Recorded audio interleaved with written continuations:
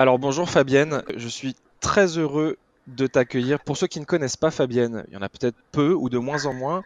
Fabienne, elle fait du conseil en communication et en transformation numérique.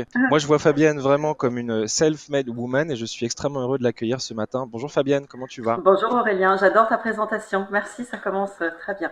Eh ben écoute, j'en suis ravi. C'est pas préparé du tout. Non, on y va. Fabienne, alors je te propose qu'on évoque un certain nombre de sujets aujourd'hui. Alors, on a préparé un petit peu ce podcast tous les deux, on s'est appelé, et ce que j'ai constaté, c'est que si on ne cadrait pas les choses, on pourrait parler entre 2 heures, 3 heures ou peut-être 5 Oh, heures de tous les sujets qui nous passionnent en commun. Et c'est aussi pour ça que je suis content qu'on parle aujourd'hui, c'est parce qu'on a plein de points communs dans nos parcours et plein de passions en commun, mais on va en choisir quelques-unes. Déjà, on est dans une période un petit peu particulière, toi qui es absolument concerné par toutes les problématiques du numérique au sens large. Il y a eu un changement au gouvernement, hein, c'est-à-dire que Mounir Majoubi, j'allais dire nous a quittés, non, il nous a pas oui. quittés, mais Mounir Majoubi a été remplacé au poste de secrétaire d'État au numérique par Cédric O. On en a parlé tous les deux, c'est vrai que moi je connaissais assez peu, j'en avais entendu un petit peu parler, et quand je suis allé me renseigner sur ce monsieur, le premier truc sur lequel je suis tombé, c'est Laurence Parisot Oui, qui échangeait avec Gilles Babinet en oui. disant j'ai travaillé avec cet homme, il est incroyable, etc. Bon, alors pour ce que ça vaut, c'est un compliment. Il y a pas mal de gens aussi qui en ont profité pour faire le bilan de Mounir Majoubi. Ça t'évoque quoi tout ça? T'as eu le temps? Tu connaissais déjà Cédric O? Alors, pour tout avouer, non, je ne le connaissais pas, mais ce qu'il y a d'intéressant, c'est que justement, on nous a apporté une personne qui est vraiment dans des sphères qui restent assez politiques finalement, mais pourquoi pas, et je pense qu'on a besoin aussi d'avoir une vision stratégique et internationale du numérique aujourd'hui. Donc, et chaque finalement, tu verras que chaque secrétaire d'État au numérique a apporté sa touche de façon différente. On peut se rappeler de Fleur Pellerin ou d'Axel Lemaire, enfin, elles étaient toutes très différentes, et à chacun d'apporter sa brique à l'édifice, et Dieu sait que l'édifice est conséquent aujourd'hui à monter. D'ailleurs, par rapport à Mounir Majoubi, il y a une espèce de tendance en ce moment qui consiste à dire qu'au niveau du numérique en France, on a fait des choses avec une bonne conscience, avec l'envie quelque part, mais pas assez. Et moi, en tout cas, ce que je retiendrai de Mounir Majoubi, sans rentrer dans les détails initiative par initiative, c'est quand même que c'était quelqu'un que je trouvais d'assez solaire, d'assez Oui, un communicant, et quelqu'un que j'ai accessible. toujours trouvé très accessible, Ouais, quelqu'un de j'ai trouvé toujours assez clair sur les plateaux. On l'a quand même envoyé au casse-pipe pendant les Gilets jaunes pour parler de thématiques qui d'ailleurs sortaient même des aspects numériques et pour aller parler justement d'inclusion, ça sera un des thèmes d'aujourd'hui. exactement. Je sais que tu connais Mounir Majoubi, donc qu'est-ce que tu en penses par rapport à son bilan finalement quelque part? Alors d'une part, j'aime beaucoup ce gouvernement parce que on l'a constaté, c'est-à-dire que quand ce gouvernement a été monté, tu réalises que la plupart des ministres sont déjà connectés. Alors on est très, tous les deux déjà, on est très connectés sur Twitter, et que c'était des ministres qui étaient déjà en action et sur le terrain et connectés sur les réseaux sociaux. Et qu'en fait, ils n'étaient pas dans leur monde un petit peu perché du monde politique qu'on maîtrise moins, mais ils étaient déjà là à faire des expériences et à avoir un parcours professionnel, ce qui est le cas d'ailleurs de Mounir Majoubi. Et j'aime pas trop, je trouve qu'on reste un petit microsystème du numérique, et j'estime que ce soit au niveau politique, que ce soit au niveau des experts, etc., je crois qu'on aurait tort de se critiquer ou de se mettre des bâtons dans les roues, parce que finalement, on a viscéralement besoin d'avancer. Et quelles que soient les postures, les propos, les avis, les réflexions, je crois qu'il faut un peu de tolérance et écouter un petit peu tout le monde, même si on n'est pas d'accord. Je crois qu'on aura forcément des points de convergence. Puisque ce monde est petit, tout le monde doit apporter quelque chose, et respect. Donc j'adore Mounir, j'adorais aussi Axel qui était également très accessible, et je pense qu'il faut miser sur Cédric avec ses compétences et sa vision certainement différente, mais qui sera forcément nécessaire. Tout à fait. Et finalement, si on devait choisir un combat qui a été mené par Mounir Majoubi et qui, je pense, sera repris de toute façon par nécessité par Cédric O, c'est la notion d'inclusion numérique. Ouais, Donc, on en parle beaucoup en ce moment. On en ouais. a aussi beaucoup parlé tous les deux en off parce que c'est un sujet qui est un petit peu en train d'exploser en ce moment. Alors, l'inclusion numérique, et on va en parler longuement, je crois, c'est un sujet compliqué parce que c'est un sujet à multiples facettes. Déjà, qu'est-ce qu'on entend par inclusion? Est-ce qu'on parle de Oui, mixité? Est-ce qu'on parle d'accès à Internet? Donc, on va essayer de décortiquer ça ensemble. Je vais juste rappeler quelques chiffres parce que la fracture numérique, c'est un autre terme, hein, désolé pour les buzzwords, mais c'est un terme voilà, qui évoque beaucoup de choses. La fracture numérique, elle est liée à plein de choses, mais le point de départ, si tu veux, le terreau de l'exclusion numérique, mmh. c'est les infrastructures. Et aujourd'hui, même si on est en France et qu'on a l'impression qu'on est dans un pays qui est très moderne, on a quand même 500 000 personnes aujourd'hui qui sont en zone blanche et qui Ouais, n'ont donc pas d'accès à Internet. Qui dit 500 000 personnes dit des entreprises qui sont sur ce même territoire. Donc ce phénomène est réel, ce n'est pas juste des gens qui restent sur le bord de la route du numérique parce qu'ils n'ont pas cette volonté. Quelques chiffres, la France est 25e sur 27 en termes d'accès aux connexions haut Ouais, débit. Alors je sais que ça c'est pour la terrifiant. fibre. Sur la DSL, je crois qu'on est un peu plus haut.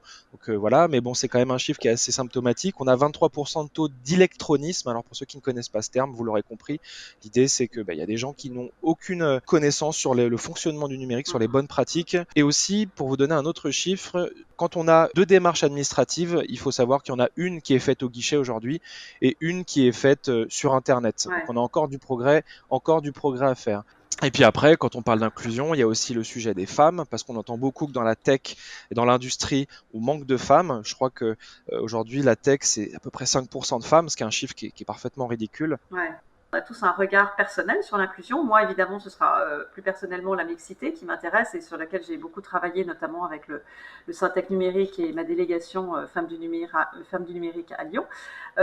Toi, tu verras autre chose. Je pense justement, pour reprendre un petit peu dans les actions de Mounir, qui soutenait beaucoup cette action que j'aime beaucoup, cet événement formidable qui s'appelle Diversity Days, qui rayonne à travers la France pour mettre en valeur justement des projets de jeunes un petit peu défavorisés ou dans des parcours un peu chaotiques ou difficiles, afin de promouvoir des projets liés au numérique et de les mettre en avant. Donc chacun voit un petit peu le numérique et l'inclusion à sa porte, et ça c'est légitime, et c'est plus facile de promouvoir un combat, si tu veux parler de mot de Bien combat, sûr. ou en tout cas c'est plus facile de promouvoir quelque chose qui nous touche. Et chacun doit aller là où il le sent. Ça fait complètement sens, parce que cette discussion, elle émane aussi d'un article, Oui. sans vouloir tout rapporter à moi, que j'ai écrit pour Talk Spirit, sur la notion d'inclusion numérique. Et en fait, ce que je mettais en avant dans cet article, c'est qu'il y a un énorme paradoxe qui s'opère par rapport à la transformation numérique dans les entreprises. D'une part, on lit des chiffres, par exemple une étude de Gartner d'il y a 2 semaines qui explique qu'en 2020, il y aura entre 85 et 90% des entreprises qui auront intégré l'Internet des objets dans leur processus. Et à l'opposé, je me souviens d'une étude de BPI France qui avait interrogé 2000 dirigeants des petites moyennes boîtes il y a 2 ans. Et entre 87 et 90% d'entre eux déclaraient qu'ils ne faisaient pas de la transformation numérique une priorité stratégique. Et là, je reprends vraiment les termes qui étaient utilisés dans les... Donc pour moi, il y a quelqu'un dans l'histoire, soit qui a fait parler les chiffres d'une manière qui n'est pas précise ou qui a orienté le débat, soit il y a une incohérence. Et je pense qu'aujourd'hui, les PME, j'en rencontre quand même quelques-unes qui n'en sont pas au stade de l'IoT, de l'intelligence artificielle et du prédictif. Et j'aimerais qu'on arrive à rétablir un peu un jour cette vérité, parce qu'on génère de la culpabilité par rapport à tout ça. Et aujourd'hui, un patron de PME, quand il vous annonce qu'il n'est pas aujourd'hui en full digital, il le fait un peu en baissant les yeux, parce qu'il est gêné, il a l'impression d'être en retard, il a l'impression qu'il gère pas son business comme il devrait. Et je crois qu'on contribue en fait à cette culpabilité en n'étant pas précis sur les termes qu'on utilise. Ouais. Alors d'une part, je voulais aussi rappeler, enfin je sais pas si toi quand tu es arrivé sur Internet et les réseaux, donc peut-être en 95, 98, on arrive dans une sphère absolument internationale, réactive, etc. Quelque chose où tout est possible, tout est envisageable, voire une pensée un petit peu utopique de démocratie rendue possible avec l'expression possible de chacun, voire un foisonnement aussi de relations. Et depuis quelques mois, enfin moi c'est assez récent finalement, et justement grâce à Diversity Days ou des actions comme ça, je réalise que la réalité, comme tu parlais d'électronisme, en fait le numérique ça accroît, ça fait une rupture et ça accroît les inégalités. Donc on déchante un petit peu par rapport à cette idée, cette pensée magique qui était superbe, que le numérique nous rassemblait. Pas du tout. D'ailleurs, je le rencontre sur les réseaux sociaux. Finalement, ma communauté me ressemble et on a finalement les mêmes valeurs, on a à peu près les mêmes comportements, etc. Et c'est très difficile de se lier avec des gens qui ont des valeurs différentes. On peut essayer, mais ça marche pas. En fait, ça fonctionne pas. Il y a 20 millions de Français, moi c'est le chiffre que je retenais aussi, 20 millions de Français qui ne savent pas utiliser l'ordinateur ou envoyer un mail. J'en ai dans ma famille quand même aussi. Hein. C'est pas forcément les personnes les plus âgées. Mais à côté de ça, et ce que Mounir a valorisé aussi, c'était les associations, les collectivités qui aident beaucoup depuis quelques temps et sur le terrain, elles sont quand même pas très valorisées non plus parce qu'elles sont bénévoles. Et c'est fort dommage. Des associations qui aident les seniors ou les gens un petit peu délocalisés à même ce que fait France Numérique. Enfin, il y a énormément d'initiatives qui sont en place pour aider à réduire cette fracture. Mais le problème, un petit peu comme la politique aujourd'hui, notre politique numérique, c'est que c'est disséminé. Et à mon sens, que d'ailleurs j'aurais pu dire en introduction, Ouais. c'est que aujourd'hui on a un point de maturité, que ce soit des entreprises, que ce soit des investisseurs, que ce soit du monde politique, des experts, on arrive à une sorte de momentum où on peut faire converger, parce que finalement, c'est là où le bas blesse, c'est-à-dire qu'il y a beaucoup, c'est un petit peu éclaté, on est dans une sphère numérique éclatée, et il faudra arriver à rassembler un petit peu toutes ces initiatives et ces actions, parce qu'elles sont fortes.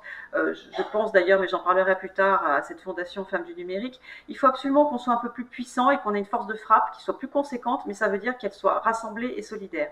Et aujourd'hui, je crois que c'est ce qui manque. Et également, d'ailleurs, pour pallier à cette rupture numérique, il y a énormément de choses, mais du coup, je pense que ça nuit à une certaine lisibilité, que ce soit, on va y venir, des entrepreneurs, des entreprises, mais également du citoyen français. Aujourd'hui, qu'est-ce qu'il faut faire? C'est-à-dire que on va y venir. Je sais que un de tes combats, c'est la notion d'impulsion par le management. C'est-à-dire qu'en termes de transformation numérique, là, on a fait un petit état des lieux. Qu'est-ce qui manque? Parce que comme on le sait tous les deux, aujourd'hui, beaucoup de choses sont accessibles sur Internet. On sait qu'il y a des gens, d'ailleurs, dont tu fais partie, dont je fais partie, qui apprennent beaucoup de choses de par ce qui sort en ligne, dans des bouquins. Enfin Oui, voilà, c'est pas comme il y a 20 ah, ans ouais. où en effet, c'était un peu plus compliqué de se renseigner sur ces sujets-là. On est d'accord. Qu'est-ce qui leur manque aujourd'hui aux chefs d'entreprise qui ont un peu du mal à avancer dans cette direction pour trouver les solutions? Je sais que Patrice Cochin, donc, qui est le VP Digital Transformation de chez Michelin, qui dit, et je cite, une transformation Ouais. n'est pas avant tout affaire de management, mais de leadership. Et je te lance la perche, Fabienne, mais je pense que ça évoquera pas mal de choses chez toi. J'aime beaucoup Michelin parce que justement, ça va presque un petit peu à l'encontre de mes idées reçues, j'avoue. C'est-à-dire que Michelin est une entreprise qui s'est fabuleusement transformée, compte tenu quand même du poids de la productivité et de la partie industrielle de cette boîte. Et quand tu rencontres Jean-Dominique Sénard, qui est un homme d'un humanisme fabuleux, il faut comprendre que la transformation vient effectivement, alors on peut dire du leadership Mmh. de Jean-Dominique Sénard, mais qui n'a pas pris les voies du digital, qui n'a pas pris ces voies-là pour transformer son entreprise. Il n'est lui-même pas très connecté, effectivement, et dans son entreprise, il y a quand même une certaine rétention encore de communication, et d'ailleurs, moi je trouve ça toujours dommage, parce qu'ils ont une belle réussite, mais la Ils sont transformation, elle est discrets, ils effectivement sont discrets. très... Et moi j'ai du mal avec la discrétion, il s'agit pas... Ça sera le titre du podcast, Preuve Fabienne. en est, ce qui ne veut pas dire qu'on se mette à nu, pas du tout. Et en fait, Michelin est une très très belle entreprise qui a su justement évoluer, générer effectivement cette idée de on ne vend plus des pneus, même si c'est hyper technique aujourd'hui la fabrication d'un pneu, mais on vend j'allais dire des miles, non, on vend des kilomètres. Et Jean-Dominique Sénard a eu quand même cette idée, cette vision assez tôt, et il l'a impulsée à sa façon à lui, en intégrant les collaborateurs, les managers, les ouvriers, etc., dans une transformation, mais en les impliquant par plutôt des notions d'action politique interne, etc., et pas forcément par le digital. Donc là, quelque part, ça m'interroge beaucoup, mais en tout cas, les résultats sont là. En ce qui concerne les PME et les ETI, même si c'est pas un truc que je mets forcément en avant, mais moi je suis d'une famille d'entrepreneurs, c'est-à-dire que toute ma famille du côté paternel et maternel ont soit récupéré une boîte familiale, alors de transport, de négoce de bois, dans l'alimentaire, etc. Mon père se levait à 5h du matin quand il y avait une chaîne alimentaire qui fonctionnait plus. Je les ai bien vus aussi avoir à licencier des personnes, enfin faire des choses difficiles, parce que diriger une entreprise, franchement, c'est difficile, hein, c'est pas évident. Donc j'ai quand même beaucoup de respect pour ces dirigeants et ces chefs d'entreprise familiales, mais il faut rappeler que quand même, depuis la révolution industrielle, on est sur un schéma de direction d'entreprise, et notamment les petites, qui reste très patriarcal. Et ça reste des entreprises familiales, donc ça donne aussi un moule particulier. Alors moi, je baigne dans ce milieu, mais il y a quand même aussi une méconnaissance fabuleuse et un manque de curiosité, un manque... En même temps, à Lyon, il y a quand même des boîtes vraiment qui fonctionnent très très bien. Alors, il y a GL Evans, il y a April, il y a Cégide, etc. Mais ce n'est pas par la transformation numérique ou par l'évolution avec le numérique qui font de la croissance pour le moment. C'est encore un truc qui est pas intégré en province, et puis je mets toute la province finalement dans le même panier, parce que c'est pas le modèle de la croissance de l'entreprise aujourd'hui en France, en province. Et d'ailleurs, plus l'entreprise est petite et plus les chefs d'entreprise sont dubitatifs. Je rappelle que seuls 11% des PME françaises utilisent des outils digitaux, c'est 2 fois moins que les entreprises européennes. Et évidemment, il y a beaucoup de freins qui sont avancés. 80% disent manquer de temps, d'autres manquer d'investissement. Je crois que c'est un petit peu des faux semblants tout ça, et que, comme tu le disais tout à l'heure, c'est surtout une question d'appétence et de curiosité de la part du dirigeant. Il y a plusieurs compléments que je voulais apporter à tes propos qui me sont venus entre-temps. Tu Ouais. parlais d'évolution des modèles d'entreprise. Juste une précision, quelque chose qui nous est assez cher à tous les deux. Il y a un amalgame qui s'opère entre la notion de transformation numérique et la notion de transformation Oui, du oui, oui, oui. marketing Oui. digital. Malheureusement, quand aujourd'hui vous tapez sur Google expert transformation digitale, vous tombez sur, allez, sans trop mouiller, pas loin de 80% de gens qui sont des experts du marketing, on va dire un peu amélioré, qui vont être capables Ouais. d'implémenter un CRM, qui vont être capables de vous aider sur les réseaux sociaux. Le problème, c'est qu'en fait, la transformation numérique, c'est quelque chose dont le périmètre est beaucoup plus large. Il s'agit bien de transformer les procédés d'une entreprise, voire même de changer son modèle d'entreprise. Et je vais prendre l'exemple qui, pour moi, illustre extrêmement bien la partie et PME de province et le fait que tout le monde peut décider à un moment donné de se dire je dois changer mon modèle, je prends le temps. La société Catelin, Ouais. Olivier Luanzi remettait un prix justement de l'évolution numérique. Catelin font des Ouais. boulons, de la quincaillerie. Voilà, on est sur une activité très taylorienne. Cette société était en souffrance et quand le fils de la famille a repris l'entreprise, il a fait un choix assez courageux. Il a dit voilà, on va augmenter nos prix de 30%. Comme ça, on va garder uniquement les clients qui travaillent avec nous pour notre service, pour l'histoire de Ouais. l'entreprise. Donc déjà, il a élagué une partie de ses acheteurs. Donc c'est-à-dire qu'il a gagné du temps. Et ce qu'il a fait en fait, c'est qu'il a investi énormément d'argent en R&D. Et aujourd'hui, Catelin, et je n'exagère pas, est le leader mondial du boulon connecté. C'est-à-dire qu'ils ont réussi à utiliser toute l'intelligence possible et tout ce que les technologies offrent aujourd'hui pour créer un boulon connecté qui va te dire, par exemple, si ton boulon est trop serré, si son couple se dessert, s'il est rouillé, s'il faut le remplacer. Si tu veux, l'enjeu économique est absolument énorme. Et cette boîte est complètement en train d'exploser parce qu'il y a eu un changement de modèle. On est à une ère justement, et d'ailleurs Olivier Luanzi en parle très bien, allez regarder parce qu'Olivier a une veille absolument passionnante sur le futur de l'industrie. Il en parle très bien, il explique qu'aujourd'hui on est dans une ère, l'ère du serviciel, l'ère des usages où n'importe Oui, quelle oui, oui. société peut diversifier aujourd'hui son modèle économique et sortir d'un système dans lequel elle souffre, qui est de la production industrielle, parce qu'on sait qu'aujourd'hui tout est très concurrentiel, il faut aller de plus en plus vite et c'est assez compliqué. Là, tu mets effectivement en lumière un vrai enfumage auquel on a assisté, je crois. Hein, et je ne sais pas d'où ça vient, enfin, quelle est l'origine de cela. Mais effectivement, on a parlé de transformation numérique depuis 10 ans à peu près. Et tu as raison, ce n'est pas du tout le propos. Le propos, c'était une évolution justement de nos fonctionnements un petit peu ancestraux, j'exagère, mais en tout cas par rapport aux PME et l'organisationnel et la gouvernance des PME, il est dans l'évolution par rapport à une ère numérique. Mais quand on parle de Michelin, on est un petit peu en dehors et ça reste une transformation pourtant et qui fonctionne.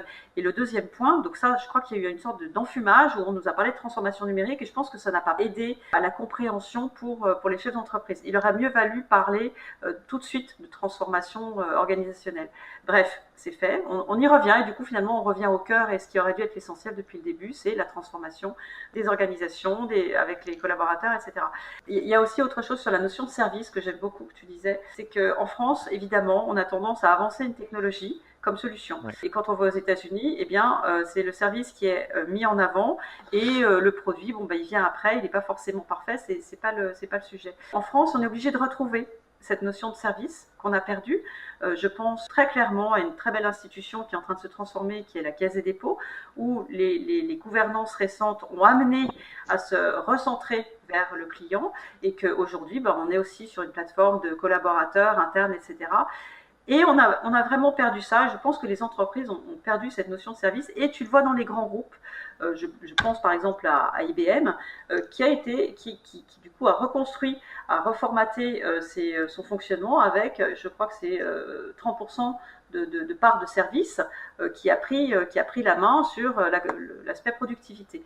Et la plupart des groupes, c'est ça, c'est effectivement recentré sur service et sur le client qu'on a vraiment perdu de vue et qu'il faut retrouver. Pour avancer, pour donner des pistes sur cette transformation numérique, même si je ne suis pas tech à la base, il me semble qu'avec justement l'intelligence artificielle, le big data et pourquoi pas la blockchain, on pourra enfin arriver à amener un peu plus concrètement les chefs d'entreprise et même des petites entreprises à renouer avec cette évolution. C'est-à-dire que l'intelligence artificielle et la data permettent une meilleure connaissance du client. Encore faut-il la récolter, on la récolte, la data, mais elle n'est pas nettoyée, elle n'est pas analysée. On a 90% de marge de manœuvre, je crois, pour le faire. Et que avec ces technologies, on va retrouver le sens initial, comme on le disait, c'est-à-dire de se rapprocher des besoins du consommateur grâce à ces outils-là et à ces données-là. Et c'est ce qui devrait, à mon sens, boucler la boucle et arriver enfin à utiliser la technologie pour faire avancer des processus d'organisation des entreprises. Tout à Voilà. fait. Après, moi, je vais compléter tes propos. Je pense qu'aujourd'hui, ce qui manque aussi aux entreprises, au-delà des procédés que tu évoquais juste avant, c'est la notion de diagnostic de maturité numérique. Je crois qu'il y a beaucoup de sociétés qui Ouais. commencent par s'attacher à une techno, peut-être pas à tort, puisque de toute façon, il y a des études de cas, des use cases qui montrent que concrètement, ça marcherait pour eux, que ça répond à leurs besoins. Mais je crois qu'il faut faire attention à ne pas partir aveuglément dans l'implémentation d'une technologie. J'ai vu beaucoup d'entreprises se casser les Oui, dents lors des oui, dernières années, parce que ça coûte de l'argent une transformation, et que même si il y a beaucoup de choses qui relèvent de l'humain, il y a beaucoup de choses qui relèvent de l'implémentation des outils, la particularité c'est que, sans vouloir mettre la pression aux dirigeants de PME, si on prend pas la bonne direction, on peut remettre en cause vraiment la bonne santé de son entreprise. Aujourd'hui, il faut savoir qu'un diagnostic de ce type, c'est quelque chose entre 20 et 30 heures d'entretien avec tous les gens de l'entreprise, même l'assistante de production, le responsable des outils de design, tout le monde y passe et tout le monde explique un petit peu de quoi il souffre. Et à partir de là, on fait une recommandation. Donc, c'est une démarche qui est très sérieuse. Il y a des méthodes. Alors, Dassault Systèmes fait partie des sociétés qui le font, et parce qu'on est très proche même des petites entreprises aujourd'hui, mais pas que. Il y a plein de sociétés de conseil. En tout cas, faites-vous accompagner et ne partez pas aveuglément dans un processus de transformation, parce que vous pourriez vous en mordre les doigts. Et il y a des gens dont c'est le métier qui font ça depuis très très longtemps.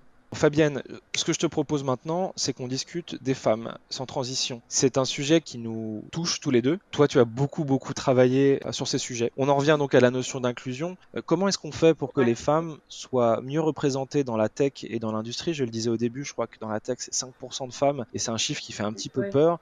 Comment on fait et pourquoi c'est aussi compliqué? Pourquoi est-ce que j'ai l'impression que ça fait 10 ans qu'on en parle, et pourquoi ça fait 10 ans que j'ai l'impression que c'est toujours aussi compliqué? Alors déjà, moi j'aime bien, avant de décréter, de faire des injonctions, ce que je déteste un petit peu, j'avoue, c'est que j'aime bien comprendre pourquoi. Et en fait, déjà depuis 20 ans, ça ne bouge pas en termes d'augmentation des femmes dans le numérique. Et très clairement, en 1960, 40 à 50% des femmes occupaient les postes de ce secteur numérique. Alors pas forcément des postes très valorisants, mais bref, elles y étaient. En 70, on a commencé à être, entre guillemets, effacées. Hmm.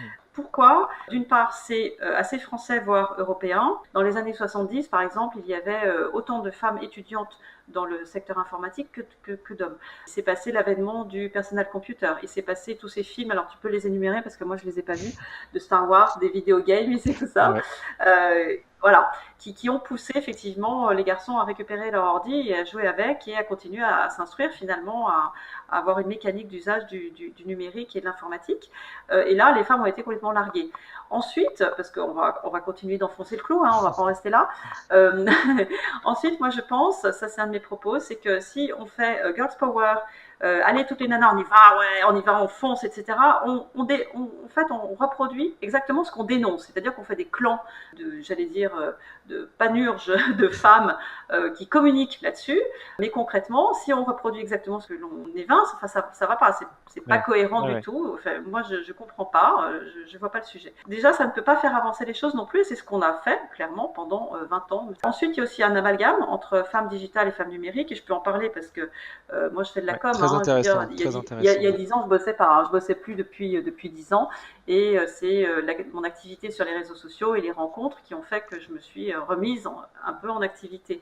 Mais je ne suis pas tech. Et quand le Syntec numérique m'a demandé de travailler pour eux, c'était justement pour remplir cette activité de valorisation des femmes tech, parce qu'elles-mêmes sont vraiment dans des parcours d'ailleurs qui sont fabuleusement intéressants. Hein. On vient de sortir une exposition Femmes du numérique avec Olivier Ezrati, l'association Quelques femmes du numérique, et avec le soutien important de la région avec Juliette Jarry et avec Orange. On a fait 30 portraits de femmes numériques, mais là des femmes tech, hein, pas des femmes Ouais. marketing, et c'est passionnant.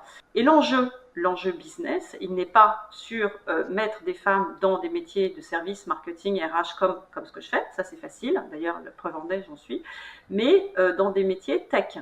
Et on commence d'ailleurs à voir les conséquences assez dramatiques d'un secteur tech qui est très masculinisé, parce que dans les annonces, les hommes sont 20% plus nombreux que les femmes à être atteints par une offre d'emploi pour un poste scientifique.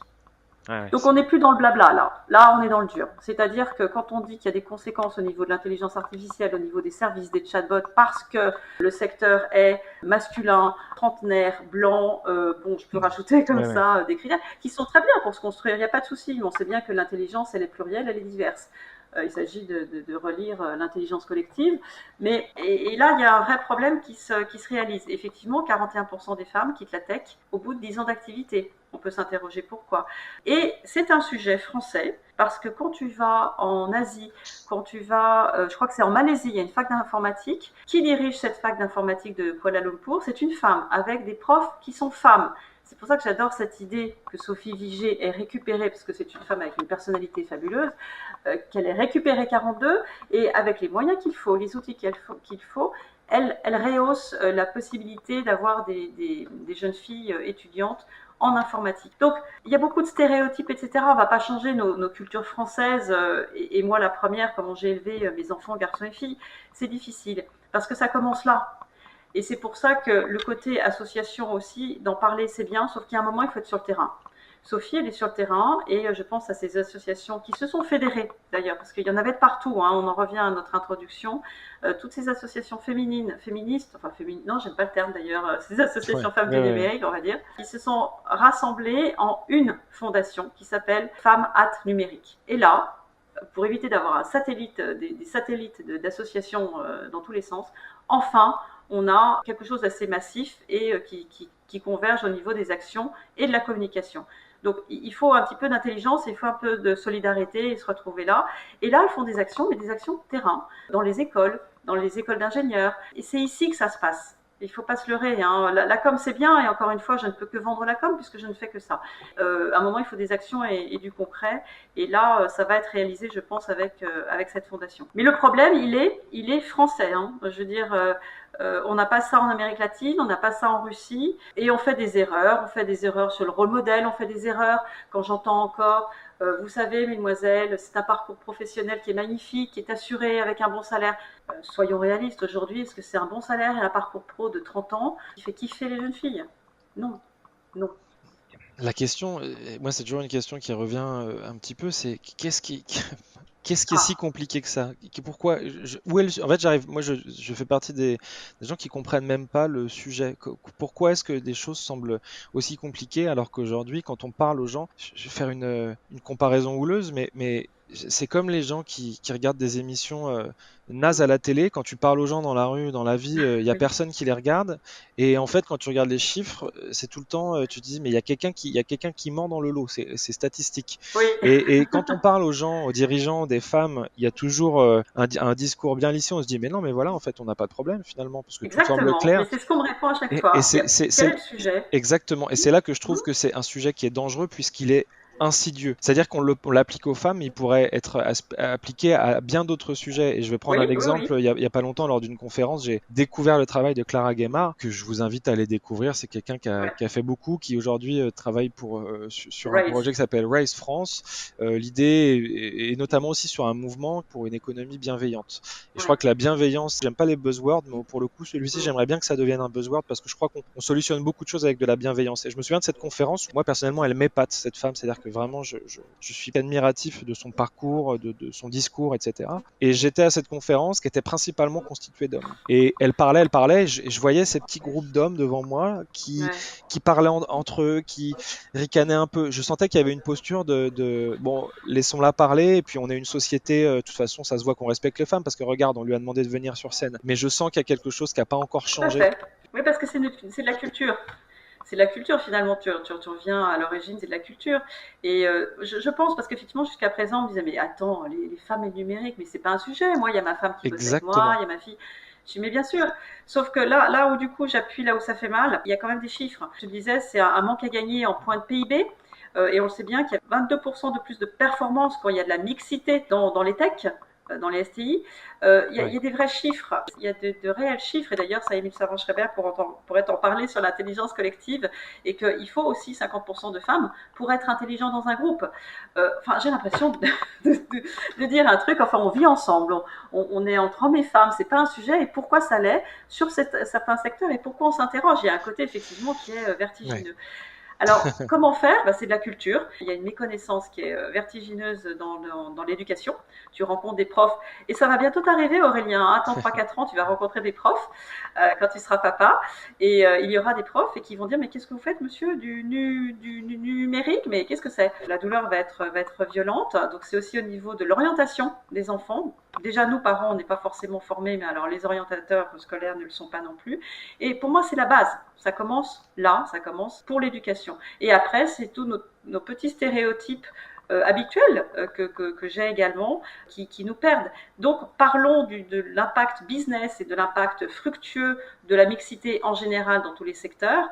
Et ça ira mieux. Mais là aussi, c'est une transformation, tu te rends compte, qui est phénoménale. Et encore une fois, elle n'existe quasiment qu'en France et qu'en Europe. Hein. Je le rappelle, ça n'existe pas en Malaisie, en Corée, ça n'existe pas dans les autres pays. Donc on peut s'interroger sur qu'est-ce qu'on a fait, pourquoi. Pour illustrer, il y a des pays quand même qui ont rendu illégal le fait de rémunérer une femme pour un même job moins cher. Ma question, c'est pourquoi ça n'arrive que maintenant et je pense qu'il y a voilà, la notion de faux semblant est nocive puisque de toute façon, on est tous d'accord en fait quand on en parle. Ça n'a plus de sens, ça n'a aucun Ah, sens. Ça je n'a suis pas aucun sens. certaine, ouais. Tu Mais sais, comment j'étais avec fait... des étudiants en marketing il y a 2 jours et il y a un des jeunes qui me dit, bon, bah, c'est intéressant votre parcours, mais ça m'interroge, ça me pose des questions parce que est-ce que vous, en tant que femme, du coup, alors évidemment, je ne peux pas comparer parce que je n'ai pas la possibilité d'être un garçon quelque temps, mais pourtant, pourquoi pas, mais j'aurais bien aimé, mais non, je ne peux pas comparer, mais si, effectivement, même pour des jeunes là d'une vingtaine d'années, ça restait un sujet étonnant. Ouais, Euh, ouais, je comprends. mais quand tu vas dans les écoles d'ingénieurs, tu vois 99% de garçons, et je te dis, les filles, au bout d'un an ou deux, partent, elles quittent ces études. Pourquoi? Tu te rappelles, je veux dire, il y avait des vidéos un petit peu salaces qui tournaient dans certaines écoles, etc. Une fille, elle n'a pas envie de rester étudiante dans une école comme ça. Elle change. Et puis pareil au boulot. Au bout de 10 ans, Ouais. elle part. Donc on peut tous s'interroger et sur notre posture à nous, femmes, notre légitimité, tout ce que tu veux, bon, ça on connaît par cœur. Aussi, quel est l'engagement des hommes à avoir des groupes mixtes et diversifiés aussi d'ailleurs, hein, et que ce soit en âge et dans tous les sens. C'est une vraie interrogation générale à avoir. Ce que je te propose, Fabienne, c'est que on conclue Oui, tranquillement. J'aimerais conclure pour ma part, et tu auras ton petit mot aussi, sur le fait que les choses doivent venir du haut oui, et que, au même titre que renforcer la place des femmes et régler ce souci-là finalement qu'on a vient des management, je pense que la transformation provient aussi de tout là-haut. C'est-à-dire qu'on oui. ne peut pas demander aux gens dans les strates moyennes ou basses de l'entreprise de gérer ou de compenser un besoin de transformation avec des outils subterfuges, avec des plateformes, l'implémentation, bon, je ne vais pas les nommer, mais de Slack, Oui, tout oui. ça, Mm, on a besoin que le problème soit considéré comme un problème de fond et que les décisions soient prises de manière assez courageuse. Et je crois qu'il y a la notion de courage. Je tweetais hier que je salue les entrepreneurs à plein temps parce que je crois qu'il y a vraiment une forme mm. de courage. Il faut parfois affronter la solitude, c'est vraiment pas simple. Absolument. Et ben pour se transformer en tant qu'entreprise, il faut faire des choix courageux. La différence, c'est que c'est plus facile de dire ça quand on est dans un grand groupe parce qu'on a de quoi se retourner, on a une force de frappe financière, une robustesse du modèle économique. Mais une petite entreprise, voilà, c'est vraiment une démarche de courage. C'était là-dessus que moi je voulais conclure en tout cas. Je te rejoins aussi sur l'idée que c'est sur le fronton d'un temple de Delphes, je crois, où il y a indiqué une citation de Socrate, connais-toi toi-même. Et je pense que c'est la base de tout, et notamment pour les entreprises et la transformation et les managers. C'est-à-dire qu'un manager est nécessairement un petit peu justement avec du leadership ou charismatique. Et c'est en fonction quasiment de ses croyances à lui et pourquoi il est à cette Ouais. place-là de dirigeant. C'est parce qu'il colle à la culture de la boîte qu'il dirige. On ne peut pas arriver en étant complètement décorrélé intellectuellement et au niveau économique de sa boîte. Si on la dirige, c'est qu'on mérite quelque part cette place. Donc il incarne la culture. Et la culture, c'est pas soyez bienveillants. Non, non, non. La culture, c'est en vrai. Hein, c'est dans les process, c'est dans le quotidien, comment ça se comporte entre collaborateurs, etc., la hiérarchie. Et je pense que c'est en même temps une réflexion qui n'est pas évidente du tout, mais en même temps la réponse à tout. C'est-à-dire, quelle est ma boîte? Comment fonctionne telle, moi je l'incarne et comment j'impulse des décisions. Alors évidemment, je pense à Sébastien Bazin d'accord qui disait qu'il y a certainement à peu près un quart, un tiers de ses collaborateurs qui n'embarqueraient pas. Eh bien tant pis, quoi. Je veux dire, c'est un petit Ouais, peu ouais. l'enjeu également. Mais plus on est dans son fil et dans ses propres paramètres de gouvernance et qui correspondent à la boîte, et plus on sera cohérent, plus on arrivera à embarquer justement toute l'entreprise. Donc, incarnation, libre arbitre, Oui. inclusion, ça fait pas mal de mots-clés sur lesquels travailler. Ce que je te propose, Fabienne, c'est qu'on se quitte. Oui. À mon grand regret, il faut s'arrêter, même les meilleures choses ont une fin. Et moi, je vous propose à tous de terminer par une petite citation que j'aime beaucoup. Dans les révolutions, il y a deux sortes de gens, ceux qui les font et ceux qui en profitent. Voilà, je vous souhaite à tous une bonne journée. Et Fabienne, merci beaucoup Merci Aurélien. À très d'être vite. connectée ce matin. À très vite. Au revoir. Ciao.